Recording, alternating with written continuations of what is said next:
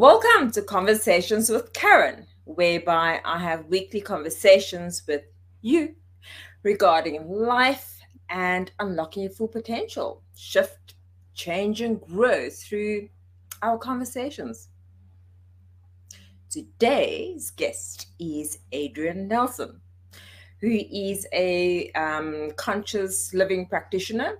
And if I'm not mistaken, you can correct me afterwards, is a NLP coach as well as a Reiki master, if I'm not mistaken. Welcome, Adrian. Thank you very much. Thank you. Such a pleasure to be here. Thanks for having me. You're welcome. Did I get all your details correct? Yeah, some of them. So, today's conversation is going to be about the struggle of chaos and overwhelm and how to ignite your inner wellness so you can calm into your intrinsic vitality. Sounds nice. And live your full expression. Hi. For those that do not know me, I'm KARIN Kelly, a transformation coach and author. And for the last 19 plus years, I have assisted women and men to unlocking their full potential. And together, we shift, change, and grow, transforming the essence of self, discarding past programming that has limited you and held you back. Example, like today's topic, moving beyond the feeling of being overwhelmed. So when you are feeling overwhelmed, take it as a sign that you need to hit the pause button. And feeling overwhelmed seems to be one of the most common emotions people experience. For example, with worry and uncertainty, fear, sadness, disappointments, or any other negative emotions. For example, possibly worrying over not being able to find work. All of this is normal and to be expected when we are dealing with a situation that is in many ways unusual, especially what we are going through presently. And although feeling overwhelmed is common, it's important to look out for your emotional and physical health by doing what we can to eliminate or reduce that negative energy. And sometimes we can cause our own chaos and overwhelm by our thoughts and blowing it out of proportion. You know, that chatter in your mind, your thoughts basically controlling us instead of us controlling our thoughts. We'll hear what Adrian's thoughts are on this. Alrighty, overwhelm. Like, I look at overwhelm in two ways. In the one way, a lot of times we almost look at overwhelm as it's almost like a medal that you carry. Like if you're going to reach something in life where it's going to be worthwhile, or it's going to be worthy, or you're going to be worthy of it, it has to be this very challenging, difficult, almost ripping out your soul sort of thing. And on the other hand, there is, which sort of goes hand in hand with that, which is almost like you're not allowed to feel overwhelmed. You're supposed to feel in control. You're supposed to know what to do because you've been doing something for a while, or you're a parent, or you're a partner, or you are older, or you are whatever it is that you are.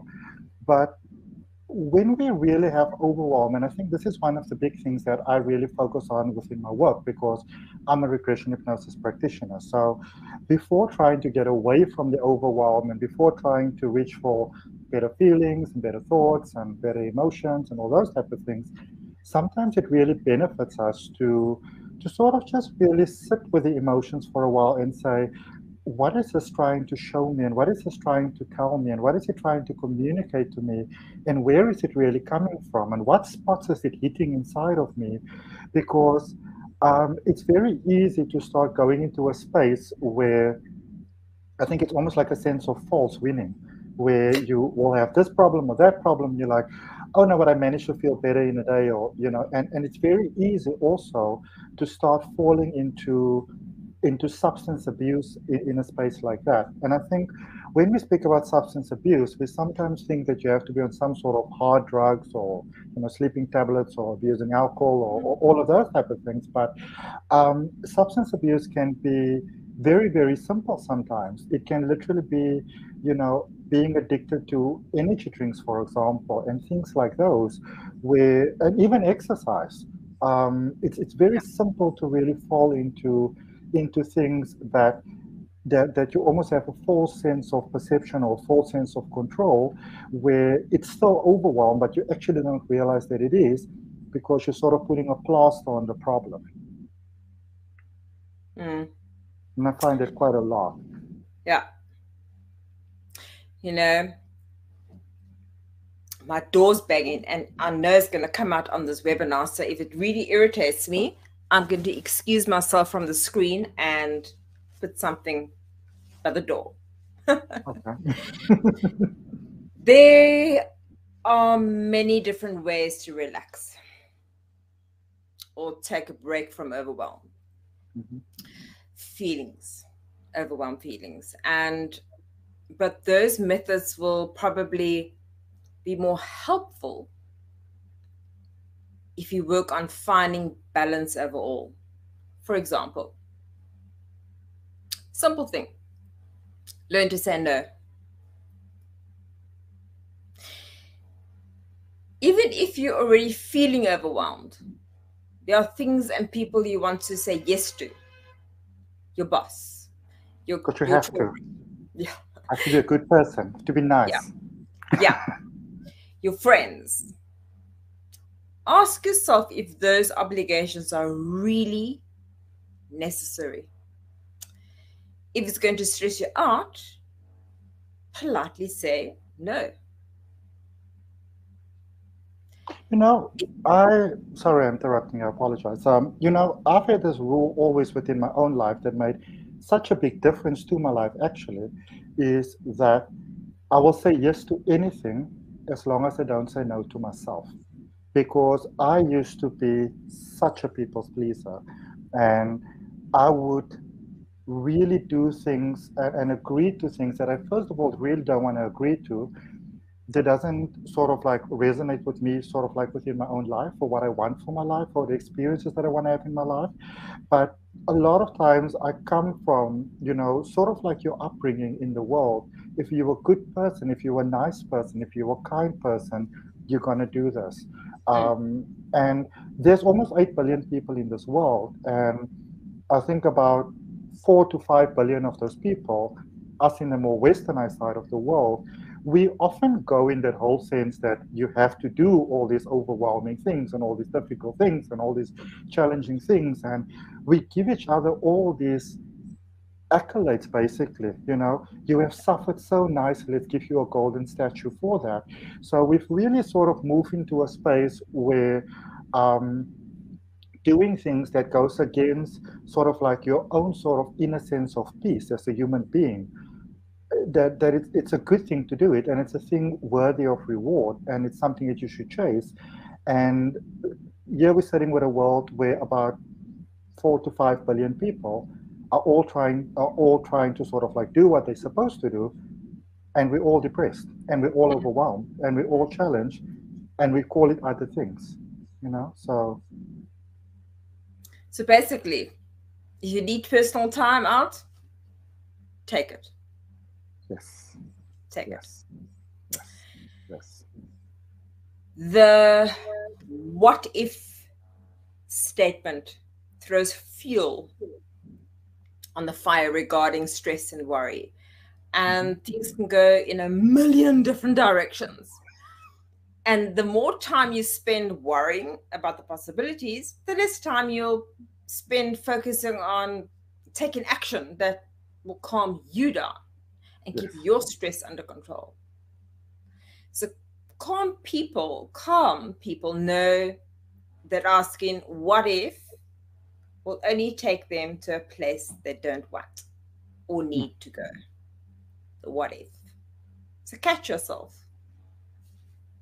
Be honest with yourself. And you know what I think the other thing also is, or what I sort of find quite a lot in, you know, because obviously I see quite a lot of people, is that it's the whole sort of like, I'm supposed to do that, which once again goes a lot of times to our upbringing. And I think one of the biggest things is that what we often get is that we often sort of like view our own lives through other people's eyes. Or what I really mean to say by that is that if anything arises and maybe you need to say, no, I'm sorry, I changed my mind, I don't really feel it anymore, it doesn't sort of suit me, it goes against my principles, whatever it may be, we often feel that if I say this to that person, they are going to feel let down, they're going to feel disappointed, etc., etc., etc. And what I know for a fact is that 99% of the time, that is actually not true, even when it's people that we know really, really well, because we often look at life from our own sort of point of view, from our own eyes, and how I would feel if somebody does this. And a lot of times we find that that is not really what other people would be thinking. And I really came to understand that people are a lot more understanding and a lot more kind, actually, and have a lot more compassion than we often give them credit for, because a lot of times we come from that point of like, they're not going to like me, they're going to disapprove of me, etc., etc., etc., which often comes from our point of view and not really from their point of view. You know, so that's definitely something to look out for. And on that note, what Adrian was just saying is the next technique is, we're giving you a whole lot of techniques here to actually aid yourself and equip yourself, by the way, as we actually talk. So what Adrian was just saying now is squash negative self-talk. Squash it. A big step in managing stress involves dropping negative self-talk in its tracks immediately. The more you dwell on negative thoughts, low vibrational thoughts, the more power you give it. When you find yourself believing the negative and being pessimistic about things, you know, things in your inner voice says, it's time to stop and write them down. Have you ever thought of that? Literally stop what you're doing and write down what you are thinking. And once you've taken a moment to slow down the negative momentum of your thoughts, you'll be more rational and clear-minded in evaluating accuracy. I give a 4-week course about mind mastery. And one of the laws is the mind is thoughts that are emotionalized become magnetized, attracting similar like thoughts. So when a thought is thought with emotion, it changes the dynamics of the thought. And you're going to ask, how? Well, it emotionalizes it. It magnetizes it. And once it magnetizes it, it attracts similar like thoughts back to you, which in turn attracts the things that you're thinking of, the negative things you're thinking of. Whatever you're thinking, it comes right back at you. It's science. So if you want to know, it's even scientifically proven. Yeah.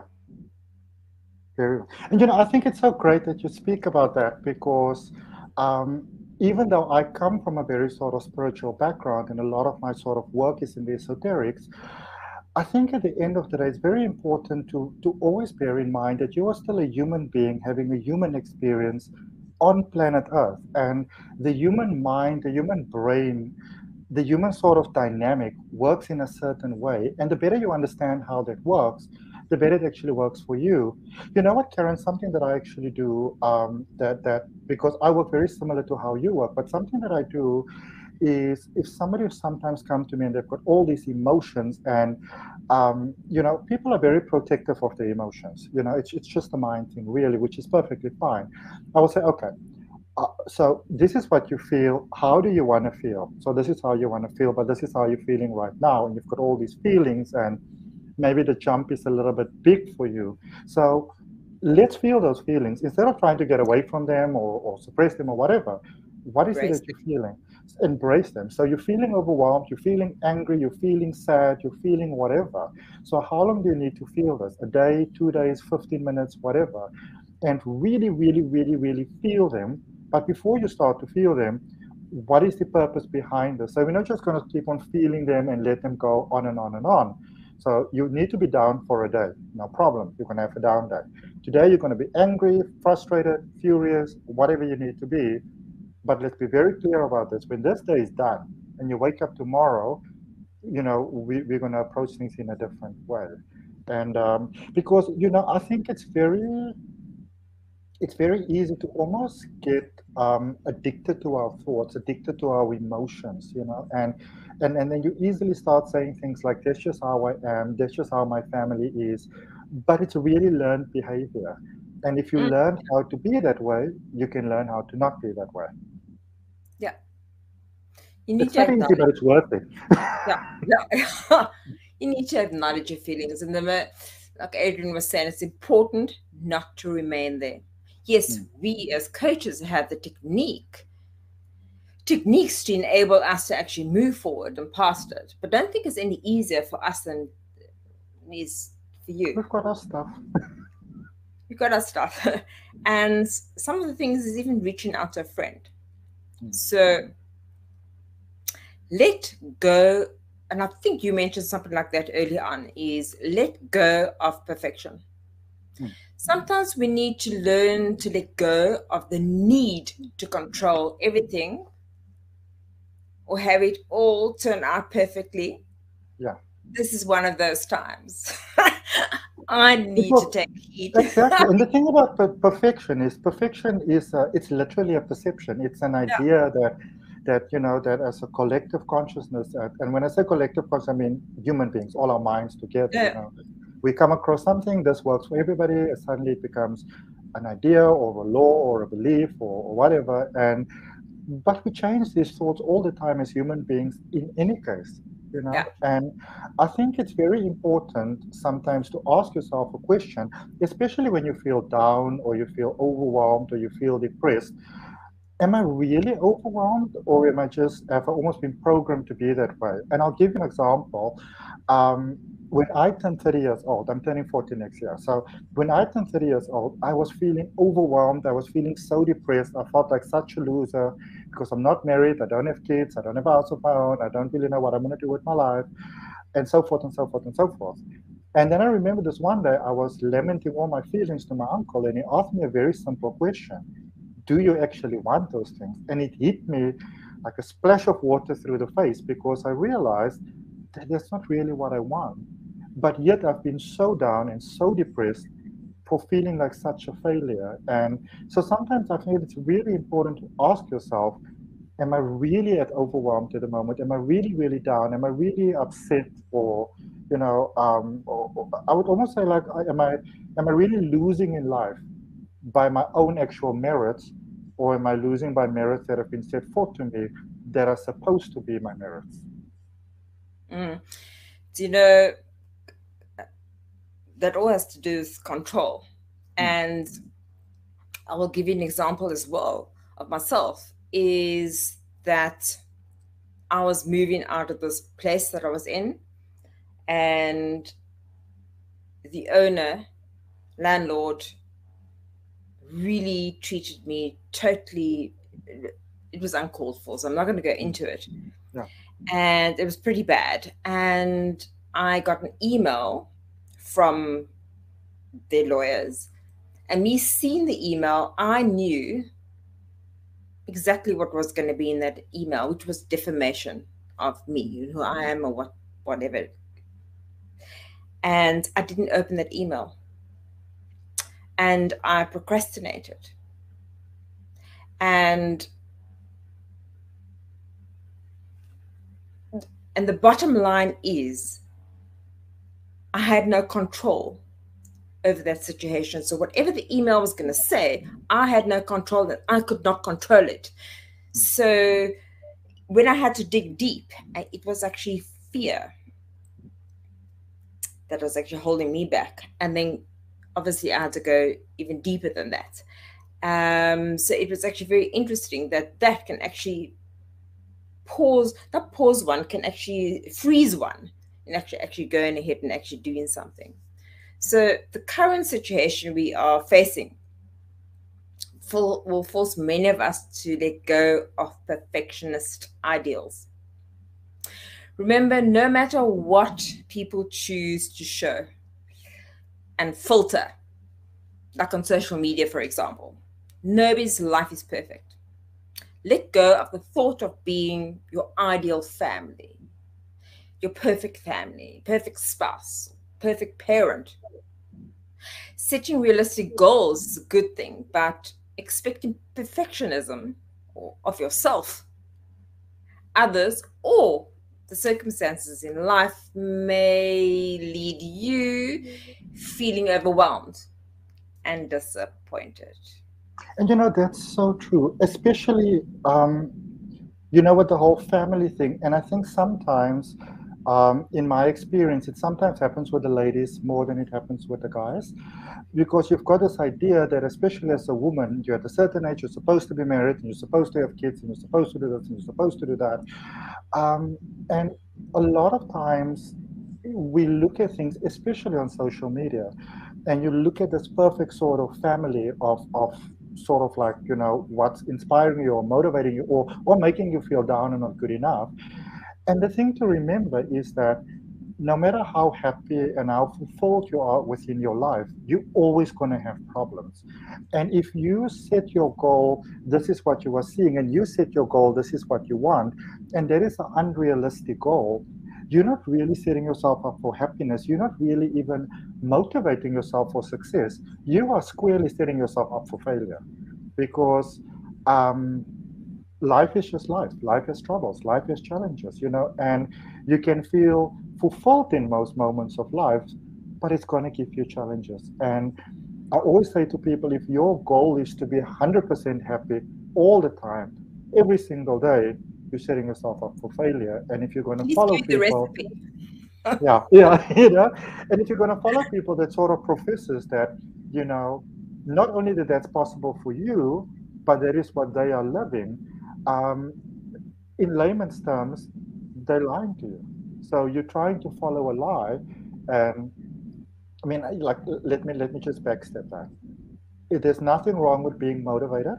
I would definitely always recommend find somebody who really does inspire you. But I also recommend really, really sort of dig a little bit into that person's life. What are their beliefs? What are their motivations behind their actions? What are their drives? What are their values? What sort of person are they? And then allow the sort of motivation that you get from them to motivate you to be the best version of yourself and not a copycat of what they are. Because that is when we sometimes start to run ourselves into walls as well. Because I want to be like KARIN, and I want to do what KARIN does. And I speak from a lot of experience, because there was a time when I was looking up to certain people, and I realized that I wanted to be like those people. I wanted to sort of recreate their lives, and it really didn't work because I'm Adrian, I'm not them, and they are not me. So I really think it's about finding the truth of who you are. And the thing about finding the truth of who you are, it doesn't really matter which route you take. You can go the psychological route, you can go the spiritual route, you can go the religious, you can go whatever route you want to go. That whatever resonates with you, that's perfect for you. But um, at the end of the day, you really want to find out who you are. And in order to find out who you are, you cannot only be wanting to look at the pretty stuff. You need to know who you are in the totality of who you are. So what are the areas of you that require some work? What are the things that can sort of take you from a good space to a bad space? What are those things within you? And then really working with those things. And then the better sort of relationship that you get with all of who you are, you really get more sort of a choice to really choose who it is that you would effectively like to be within your life, because you've got that choice, but it takes work to get to that point, and it also takes work to stay at that point. Similarly, where a lot of times we don't realize, it also takes a lot of work to be out of, I suppose, let's call it alignment with yourself, where you don't have a good relationship with yourself. You may not realize that you're working very hard to maintain that as well, but you actually are. You know? It's important to speak your truth. And if you, for instance, a simple example, a relationship. Let's not say it's marriage. Let's say it's a new relationship. You're 3, 4, 5 months into a relationship. And there are certain things that that person, you don't actually like what they do, or it offends you, or whatever it might actually be. And not taking on their truth as your own, but speaking your truth. If you're going to keep quiet, chaos and overwhelm naturally starts to accumulate and build up. It's like a volcano being suppressed all the time. That lava keeping suppressed, and eventually you have anxiety and overwhelm and stress and illness can come from it. So it's very, very important to speak your truth. We are over time, so I'm going to ask Adrian, is there anything you would like to say to our viewers before we end? I know this for a fact, and I know this from not just working with many people. I know this from working with myself within my own life, because I know and I understand that, same as everybody else, I may have life very much together for myself, but every now and then life is going to throw you a little curveball, like COVID and those sort of things, or whatever it really may happen to be. And I think that especially with perfectionism, as we've been speaking to, because a lot of times, a lot of our overwhelm come from the idea that you have to be perfect and that you have to be proper. And a lot of times that's not even in your eyes, that's through the eyes of other people.